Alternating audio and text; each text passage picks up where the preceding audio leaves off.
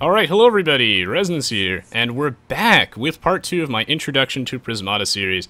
Today I have the honor, of course, by being joined by one of the founders of Lunark Studios, the developers of Prismata, and of course, one of the developers, Eliot Grant. Welcome to the live stream. Thank you so much for joining us today here, Eliot. Oh, wait, I just realized you could not hear that because I had my Skype mic muted, but welcome to the stream, Eliot. Problem. Yeah, okay, I was wondering, you went quiet for a while. Welcome to the stream. Now. We're live. We are live. Hello, everybody, and I do have the Twitch chat open, so I will respond as they come up.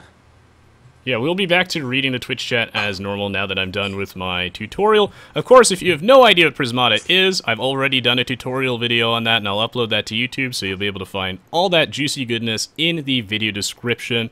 And if you have any questions for us while we play, by all means, now is the time to ask them. Essentially, the plan is right now is that Eliot's going to be walking me through a game of Prismata. I'm like okay at the game, but I have very little confidence in my own plays, and I think that a great way for all of us to learn together would be to ask, of course, the expert himself, Eliot, who designed this game. No better way to get strategy advice. Yeah, I mean, I'm one of the guys on the design team. I don't think I'm the strongest player on the design team, and for a while we were the best players. But as soon as Prismata started getting an audience, there were people who were just playing the game so much that I'm not even in the top like 20 players anymore. There are guys now that are so incredibly, ridiculously good. It's unbelievable. Oh yeah, watching top Prismata players is incredibly interesting. Now it goes without saying, a brief disclaimer is that no, this is not a replacement for Age of Empires content, but if you're a fan of Age of Empires 2, games like Hearthstone, Dominion, or Chess, in my opinion, Prismata is kind of the best of all of those worlds, and it combines gameplay aspects from each of those games in a really unique and interesting way. Now, something interesting about AoE is that, like, we often compare Prismata to a game like StarCraft. I actually think Prismata is closer to AoE than it is to StarCraft. In particular, there's more different types of resources, and your resource production choices, I think, matter more. Oh yeah, I would completely agree. Really, I just kind of felt at home here. The economy aspect of this game is super in-depth, and I really enjoy it. So we're going to be playing a full game here against MasterBot. The AI in this game is remarkably good, which is nice because for a player like myself, I generally prefer to play against the AI, and MasterBot's quite challenging. Remember, guys, on the left we have the same 11 units every game. This is the Prismata base set, but on the right we have a handful of random units that both players have access to, and in this case, it looks like we've got a reasonably good mix. Yeah, so I think all three techs could be viable. You can mix and match. You can get all three. You could go for some crazy rush openings. We got some spectacular power units like the Apollo could snipe everything. The Venge Cannon, you could sacrifice your economy to get a huge attack up. There's so much stuff going on in every unit set. Whenever you play a new game of Prismata, it's like you could spend a half hour just analyzing the different units and what types of different lines you want to play against, or you could just jump right into it and try and build something and see what you get. And the bot will sometimes make some creative build choices against you to try and counter what techs you get. Yeah, and I've definitely been caught off guard plenty of times. The bot has improved so much, and this game has improved so much since its early development. And that's why I've been waiting a while to show this off, because I wanted to wait until the features were just a little bit more polished, and right now, it's in a pretty good state. So, generally at the start of each game, Eliot, players will build 2 drones, right? Yeah, so I think normally you want to open up by just working on your economy, and the drones are always available, so you can always buy those. Sometimes in that second tab, there are other economic units that you can get instead of drones, and so there are different types of drones or drones with different properties. But here, I would just drone up for a bit, focus on your economy for a while, and see what your opponent does. Sounds like a plan to me. We'll open up with the general 2 drones thing. Now, of course, guys, it's going to take a turn for the drones that I buy now to be able to work for me. And remember that your gold and green, anything left over that you have, is stored at the end of your turn, but your blue, red, and energy resources are discarded. Now, there are 2 main differences I've noticed in early game Prismata builds, is whether or not you go for that third engineer, because you need energy to produce drones, and if you get the third engineer, you can start really ramping up your drone production, but it carries a lot of risks. Do you think we should do it here? Right. So the third engineer is sort of like the fast expand in an RTS. So you can go drone engineer here on your second turn in order to gain the capability of making 3 drones a turn. And 3 drones a turn can be really good because you want to get a big economy. But if your opponent has a way to rush you down, that could really backfire. In this set, I think both could be okay. Like, usually you want to look for big defenders. And if there exist big defenders, then a bigger economic game is going to be okay, because if your opponent tries to punish you, you'll have some way of dealing with that. This set doesn't have huge defenders, so I'd be inclined to just go for the normal 2 drones and save the 2 gold for a future turn so that you can spend it next turn on your first tech choice. But I think just a drone here is pretty reasonable. People are asking all kinds of questions. I can scroll up and answer some of them. There's a whole lot of questions. Melicius asked, will we see a Resbot soon? And I don't think so. I mean, maybe someday, eventually in Prismata, we'll see a day where people can submit their custom AIs, but I don't think that's a high priority right now. The way we've made the AI right now is we've made it so you can adjust sort of its behavior in certain ways. So we're going to be adding like a bot ladder that has different bots that maybe are more aggressive or stronger or weaker, or think about different things, or focus their thought on different things. And I don't know if we're going to provide a way for users to customize it, but there's definitely going to be a bunch of different bots. Now, as for like programming your own bots, that would be an immense challenge. It's harder than for a game like chess, just because there's literally 100 different units in the game, and you have to make the bot work with all of them. It's quite tricky. Oh yeah, and the wacky bot is always hilarious. There's actually a bot in this game where it picks random moves. Now the real question is, I could go for Animus here. Remember, guys, there's these 3 different techs. You come from Magic the Gathering, you'll kind of feel right at home here. And they all have like very different play styles with them. I have 6 gold left. I could go snag an Animus. One other thing I want to mention is that you see this number on the left in parentheses, guys, in brackets. That is the, if I don't spend anything right now, that's how much gold I'll have next turn. So what's the plan here? What do you think? I was thinking a Blast Forge, which will give me some blue, and then I can grab like a Flame Animus. Oh man, there's so many options in this set. There's a lot of really strong attackers. Like Lucina Spinos is a strong late game attacker, and it has that ability to morph your drones into perforators. You can also just buy perforators. The Redeemer and the Sinestra are also really good attackers, but the Apollo can shoot some units like Lucina and Sinestra, so they would be vulnerable to the sniping power of the Apollo unit. So I don't know. I think Blast Forge is pretty reasonable because you can get the Flame Animus and go Animus. If your opponent tries to rush you down or mass perforators or whatever, then you can get a wall. I think Blast Forge probably leaves the most options. I think Conduit, if you go Conduit, you might get rushed. If you go Animus, it's probably reasonable too, but I think Blast Forge is probably stronger. Yeah, that's what I was thinking. I generally find that Flame Animus is just pretty useful.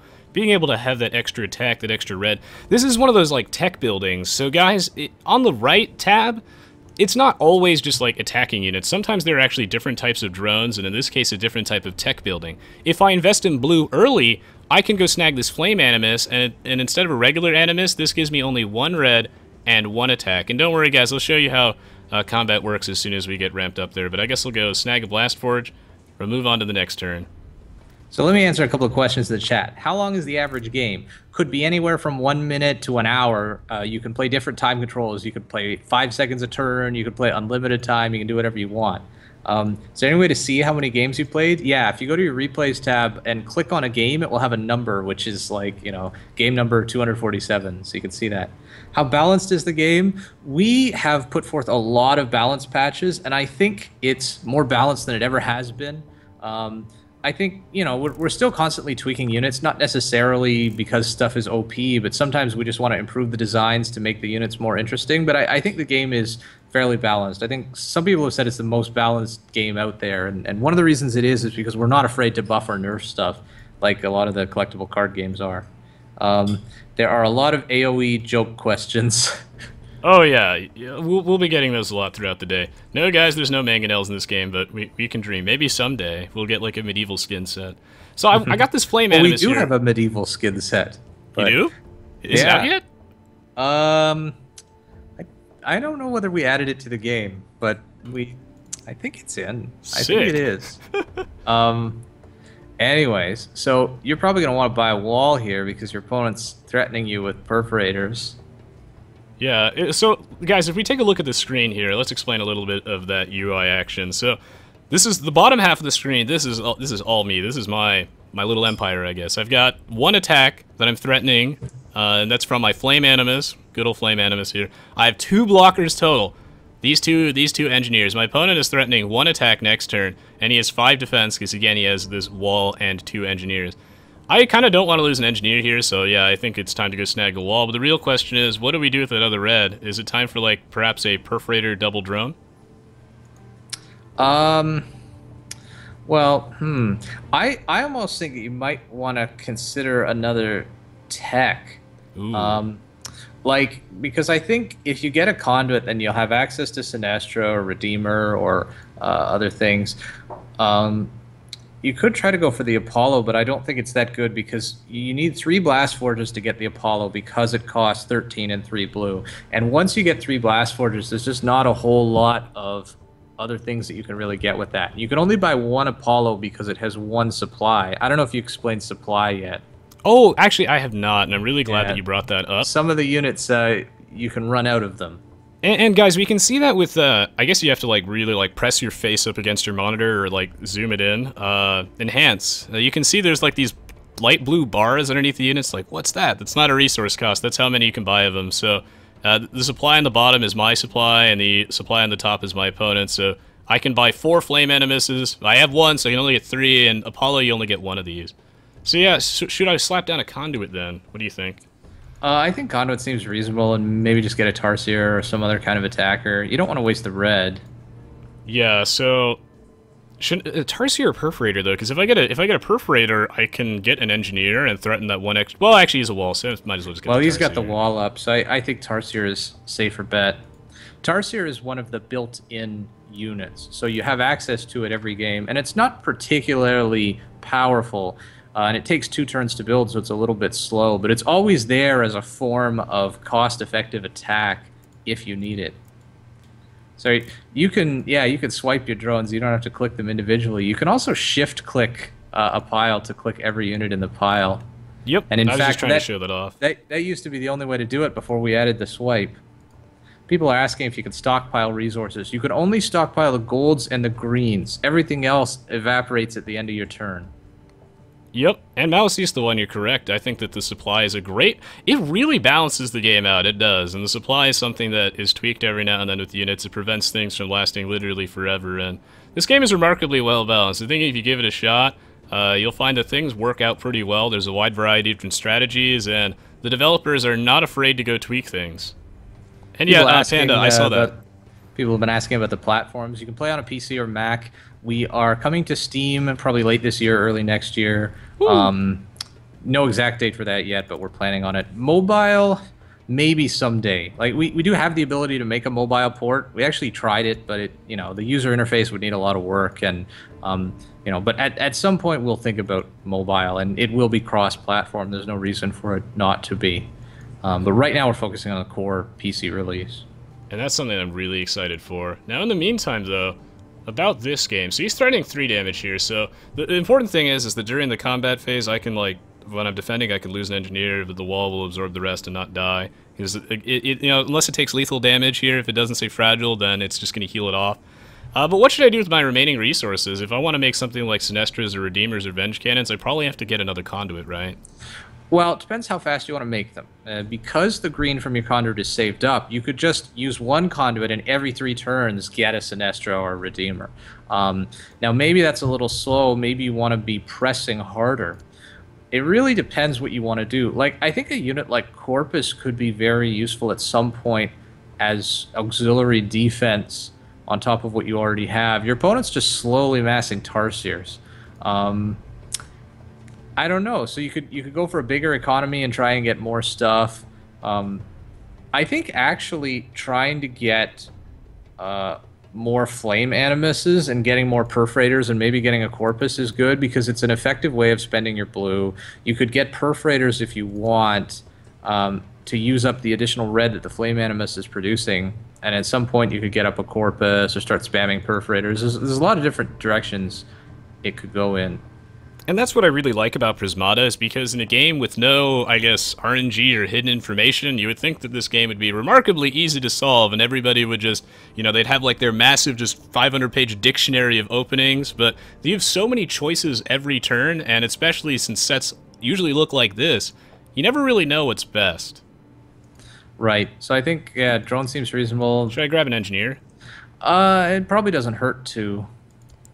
Just for granularity, I guess? Yeah, those decisions, they're the type of decisions that sometimes don't matter until 3 turns from now. And you don't make those decisions by calculating or looking 3 moves ahead. You often make those types of decisions by playing a lot of games and gaining sort of wisdom and feel over what works and what doesn't.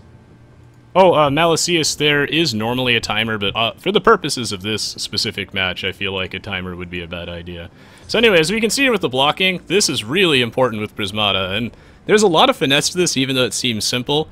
I could lose this wall here. I could just assign all 3 damage that my opponent is threatening. What a bastard. I could lose this wall. Or I could just not, because if I lose an engineer, then there's 2 damage left. This wall takes 2, but remember guys, everything heals up unless it says fragile on it. So this wall lives, and in general what you want to do is you want to make sure that you keep the largest blocker on your field alive if you can. And in this case, losing an engineer is certainly better than just losing that wall, because now I have extra defense next turn. Yeah, so when we were designing this game, we looked at all kinds of different combat systems, and this one in particular, with sort of attack all getting pooled together and defenders kind of lining up in a stack and just eating damage from the front to the back. We found that such a compelling combat system despite being so simple. And I don't know if there's any other game that really has a combat system like that, but it's just so simple and so effective. I really love it. Oh yeah. This game is all about, I guess, the easy to learn, hard to master, but it's not like a full of shit thing here. It actually is true. I like that. Now, wow. I've got money. Yeah, so you've got a lot of resources. I think you should actually stop droning up, because you probably have enough drones. And in fact, you're 3 drones ahead of your opponent. Your opponent is pretty much spending all of their resources on attackers. And if you econ too much, you're just going to fall behind. I think what you want to do is get defenses in place so that you can get up a Sinestra next turn. That's going to be the most important thing. So I think wall is good. Clicking the perforator is good because it does extra damage. Maybe you could get either another perforator or maybe a tarsier, and like sometimes you could plan ahead a little bit and think, what am I going to buy next turn? How many resources am I going to have? What am I going to want to spend that on? If you're going to spend 12 next turn on a Sinestra, then maybe you want to have some additional resources left over to buy a wall or maybe a Flame Animus. So I don't know. There's lots of options, but I think maybe 1 drone, maybe 1 engineer, maybe store the rest. So let's see. If I buy a drone and engineer here, I'll have 18 gold next turn. Sinestra costs 12, so I'll be able to Sinestra and wall for a grand total of 17. That sounds great to me. You may have noticed that from Age of Empires, I come from a universe where we like to get huge. In Magic, I like to play decks with huge green men. So I love to overdrone. That's usually how I die.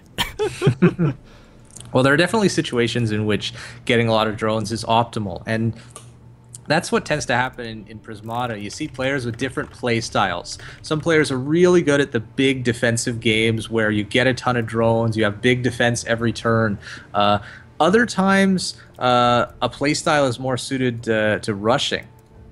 Yeah, so there's so many ways to defend, and I think just wall there is the most efficient, because you can either lose a wall or you can lose engineers, but losing the wall is better.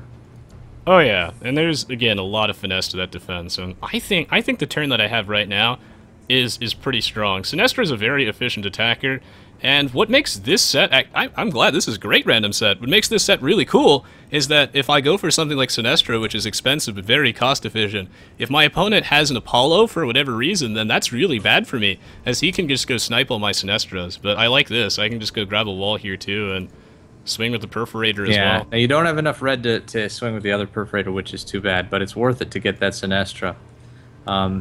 Yeah, and like, so Masterbot here, he could try and get a bunch of Blast Forges and snipe your Sinestra, but it's almost like such a bad play that even though you've made Sinestra, which is weak against Apollo, your opponent is so committed to a red color build that going for Apollo would probably lose them the game, even if they were able to snipe that Sinestra. So sometimes you can win a battle but lose the war. Oh yeah, and that's what makes this game like really, really cool too, is that there's actually like this fancy analyze mode thing as well that you can use to just go look back in your games and play from like both sides. Thankfully, Prismata put a lot of emphasis already on like competitive features, like you can spectate people, they have a list of the top games playing at all times, it compiles all your replays, you can replay through those replay sets, you can play them again. And another thing is, by the way, is this match will obviously take longer than normal games, usually 5 to 10 minutes. Yeah, well, it Is this how I defend, by the way? Yeah, I think that's accurate, because you don't want to lose the perforator. You want to keep the pressure up.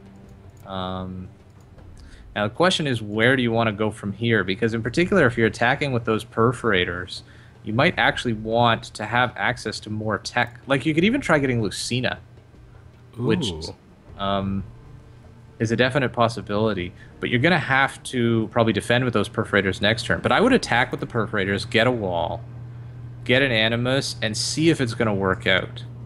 Yeah, I like that gambit a lot. So I guess in this case, should I just float the remaining gold? You might want to buy a couple engineers in preparation for defense. Well, so yeah, you got to look at your gold next turn, because Lucina costs 17. So if you want to buy Lucina, you need at least 17. Now, if you don't buy those 2 engineers, then you could buy Lucina plus wall next turn. And that may be more affordable. Like, if you have 22, you could buy Lucina plus wall. Now, will you be able to defend? I think you're probably okay. You could give that a try. There's so many options. So many options. Yeah, I think that I'm leaning a little bit towards getting Lucina and that wall. So let's give that a shot. We're going to volley 8 extra attack at him and see how he responds here. But Lucina, so far, by the way, for those watching, Lucina is like the biggest glass cannon in Prismata. It's a 4 attack, 1 HP unit. And 1 HP means if you get breached and Lucina takes a single point of damage, it's dead. And it's a really expensive, one-of-a-kind unit. You can't buy multiple of them, and if you get breached, you lose. So buying Lucina is awesome. However, you have to commit to defending her for the rest of the game. Oh yeah, and this is like a high-risk, high-reward type deal. This game has a remarkable amount of like strategies. Like, for example, in that game that I showed in the tutorial, you know, getting breached is, it can be okay if your units have like a lot of HP, like this Gauss Cannon, but if your units are Lucina Spinos, then getting breached is like instantly game. Eyewitness Chicken says this is a super cool game, but it looks painfully complicated, and I think that it's actually easier to pick up than it seems. Well, what we wanted to do when creating Prismata is make the rules as simple as possible. So the rules, like, can literally, you could write them on your hand. You know, the combat rules are very, very simple. They're actually much simpler than a game like Magic the Gathering that has all these different combat phases, and there's a lot of rules gotchas where if you don't understand the rules, you can actually be at a huge disadvantage and get taken advantage of. In Prismata, the rules are very, very simple, and instead, the complexity is created through 100 different units, all of which have different abilities. And so when you start playing the game, there's only just a few different units, and they're all very simple ones, so you can learn quite quickly. And as you progress through learning more of the game, you get introduced to new units, and then your experience kind of expands, and you learn about different sort of keywords and different rules and different types of interactions. But the core gameplay and the core rules, I think, are actually simpler than a game like Hearthstone or Magic the Gathering. Yeah, this game, like, the thing is I think that the depth is in the right place, I guess, and that it's not, like, needlessly complicated in areas it doesn't need to be. And I'm assuming here I have to lose one of my darling perforators. Yeah, you definitely have to, but it allowed you to get Lucina up, so it's certainly worth it. Can you go Sinestra here? I'm wondering. Oh, I'm actually 1 gold short off a wall. It sucks. Yeah, so if you go Sinestra, you could, like, hold back a bunch of drones in order to defend, and that's a little bit painful. The question is whether it's worth it. You might want to just try to get Sinestra next turn instead, and maybe get a Corpus or something else to defend. Yeah, I agree. I think that that's probably the right thing. Now, of course, guys, I can either mine with my drones, or I can just leave them back to block, and that also creates an interesting little level of depth. Faust says, wasn't I going to get breached last turn? Well, you can see that my opponent's attack is on, like, his side of the field, right? So he's threatening 7. I have, like, 8 defenders right now, so I always try and keep the defense, like, 1 more than the attack. And Ready Teddy asks, what's the meaning of Prismata? Oh, the name of the game? We came up with we literally listed like 100 different possible names of the game, and we just tried to vote on one. And you know, naming something like this is impossible. It's just the best we could come up with. But I think it's a nice name. So should I be activating Lucina Spinos here and grabbing a Corpus? Is that the game plan? Yeah, you almost always want to activate her ability. Lucina can morph one drone into a perforator every turn, and it's definitely a useful ability because you're going to put more pressure on your opponent and force them to commit more resources to defense. I think you should also attack with your perforator, and probably by a wall, because you don't actually want to lose the Corpus on defense because it has a click ability that's pretty useful. The thing you probably want to plan for is how are you going to defend next turn? Like, if you want to buy a Sinestra next turn and a wall, then you know, you can maybe afford one engineer, but you probably shouldn't spend too much on engineers. Well, I could also get a force field next turn, right? And is that enough? Like a force field, a wall, and Sinestra should be good, right? Yeah, you could. I think one engineer is probably the safest. One people engineer? Are asking should why I just grab it now, then? People are asking why are there stacks of cards instead of just a unit with ×7. Well, it's actually true that some of the units have specific properties that are unique to them. Like the conduits, for example, have that little heart 3 on them, and that is that's actually their health, and it can differ from conduit to conduit because the conduit is fragile. And also, like the Tarsiers, they have build time, and so you can have Tarsiers that are half built and fully built, and so not everything in the pile is guaranteed to be the same. Oh yeah, there's certainly a lot of variety in this game. Thank you so much, Baraboss on Twitch, for your sub. Hope you guys are enjoying this weird Magic the Gathering chess Age of Empires sort of combo piece here. And yeah, I definitely don't want to lose the Corpus, as otherwise I get almost no value out of its click ability. Like, then you spend, oh my god, 6 gold and 3 red for 2 defense. That's pretty bad. Well, the Corpus comes with 2 husks, so it's actually not that bad even if you never click it. Oh yeah, that's true. Yeah, you guys changed Corpus. It used to be a lot different. Yeah, we actually basically revamped the entire unit. We're sort of obsessed with finding the best version of every unit design in the game. And so we try really hard. If a unit we feel is just uninteresting, not necessarily if it's too strong or too weak, but if it just like doesn't create good gameplay, then we'll scrap it and rework it or do whatever needs to be done to make it more interesting. I actually think you might be better off not clicking the Corpus and just walling and attacking with a perforator. I'm not sure. There's a lot of options here. Yeah, so one of the options definitely is I could wall up here, or I could click this Corpus and pop out some husks, but I think I could just save the Corpus charge in case I actually need it, but I think we're in a really good shape here. I mean, I have, even though I'm eating drones like a madman at this point, my opponent is still only on 10 gold per turn. I still get 15 next turn, so... And we're also threatening 1 more damage, so far so good. Yeah. Oh, wait, if I attack like this, though, I have to leave the perfs back, right? You gotta decide how many perforators to attack with. You could attack with all of them, I could force field then. You could force field. If I attack with all of them, I lose my Waldo, right? You're going to kill one of your opponent's rhinos. Oh! Oh, no, you're right. So, okay, so this is another interesting thing, guys, is that your opponent's attack value isn't necessarily always accurate. What it will do is it will show you the maximum amount of damage that they could threaten, and it's something you should certainly play around. However, in this case, notice how 2 of his attackers are also defenders. These rhinos over here, so when I actually kill said rhino, I'll be dropping his attack value down, so I suppose I do not lose my wall here. So should I just attack? I would attack and make a force field. Oh, make a force field? All right. Well, I would we attack, got the back button. Attack with the other perforator and make a force field. Yeah. Yeah, I like that plan. Yeah. Yeah, there is an undo button in Prismata. You can undo absolutely everything until you commit your turn. Yeah, there is a medieval skin pack coming. I don't think it's in the game yet, or maybe my RNG is just not on my side. We can check right after. You can, you can head over to the skin panel and take a look. Shall I lose the engineer here and then lose a wall? Yeah, absolutely. At this point, your opponent is defending with all of his drones, so the nail is almost in the coffin here. And I'm eating my own drones, but it's much better that I'm doing that than my opponent is. Oh my god, we can actually breach him, can't we? Yeah. This is pretty devastating because you're going to be able to wipe out some of his Tarsiers. So when you have enough attack to get through all of your defenses, all of your opponent's defenses, any leftover attack you have, you can just assign it to whatever you want. So you can slaughter your opponent's economy, you can kill those glass cannon attackers, the Tarsiers, and generally you don't want to get breached. So your opponent's in trouble here. I think you're going to win no matter what you do, but yeah, might as well take out the Tarsiers. Oh, maybe I should build a... I guess it doesn't really matter at this point, yeah. I'm just trying to think, it's like, how do I not lose my wall? But I'm not going to lose my wall anyway, so I might as well just get huge.